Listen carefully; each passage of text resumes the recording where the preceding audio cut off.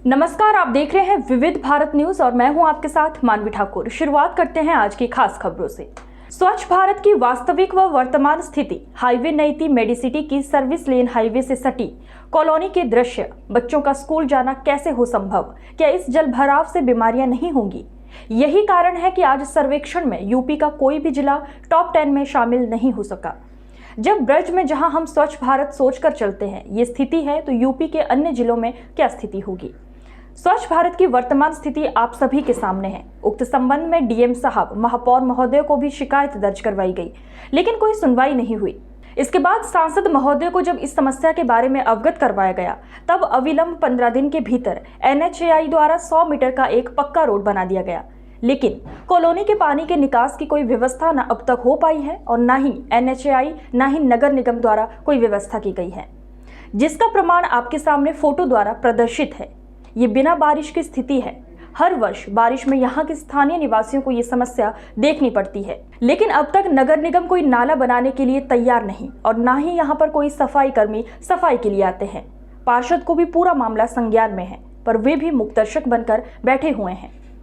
उक्त संबंध में आज माननीय ऊर्जा मंत्री को प्रार्थना पत्र सौंपा गया, जिस संबंध में ऊर्जा मंत्री द्वारा संज्ञान लेते हुए 1 हफ्ते का समय दिया गया, जिसमें कहा गया कि 1 हफ्ते के अंदर एक मीटिंग डीएम साहब की अध्यक्षता में NHAI और नगर आयुक्त आदि सभी के साथ आहूत की जाएगी, जिसमें इसका स्थायी समाधान निश्चित निकाला जाएगा। आज जो हमें विज्ञापन दिया है उसका क्या वो है, उसकी जानकारी दें। देखिए, आज के ज्ञापन का हमारा मुद्दा वही है जो पिछले 3 महीने से हम लोग लगातार इस संबंध में लगे हुए हैं। नीति मेडिसिटी के आसपास की जो कॉलोनियां हैं हाईवे से सटी हुई, वहाँ नाले की पानी के निकास की कोई व्यवस्था नहीं है, जिस संबंध में हमने 18/9 को महापौर महोदय को ज्ञापन दिया। उनसे टाइम भी लिया था मिलने का, लेकिन वो अपनी सीट पर नहीं मिले। स्टेनो को देके आए हम लोग ज्ञापन, उसके पश्चात वहाँ से भी कोई समाधान नहीं है।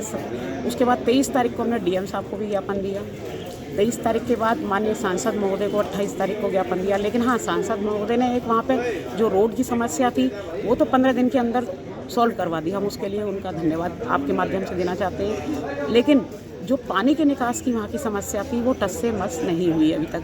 नगर निगम कोई सुनवाई करने के मूड में नहीं है। पार्षद गढ़ कभी आके झांकते नहीं है क्षेत्र में। वहाँ जब तक नाले नहीं बनते या फिर वहाँ के नालों की कनेक्टिविटी मसानी या कुसुम वाटिका के नाले में नहीं होती, तो वहाँ बिन बारिश के भी जो 2-2 फीट पानी भरा रहता है और नालों की समस्या है वो अब तक नहीं सॉल्व होगी। और जैसा कि ब्रज में पहला कट हमारा गोकुल रेस्टोरेंट पड़ता है, तो जो सर्विस लाइन हमारा पड़ता है नियति से जो कट अंदर जो ब्रज में बाहर के लोगों की इमेज जाती है। अभी कहते हैं ना, जैसे यूपी में अभी सर्वे हुआ था स्वच्छ भारत का, यूपी का कोई भी जिला नहीं आया। जब हमारा ब्रज जिसे धार्मिक स्थिति कहा जाता है वहाँ की ये पोजीशन है, तो यूपी के अन्य जिलों की स्थिति कैसी होगी?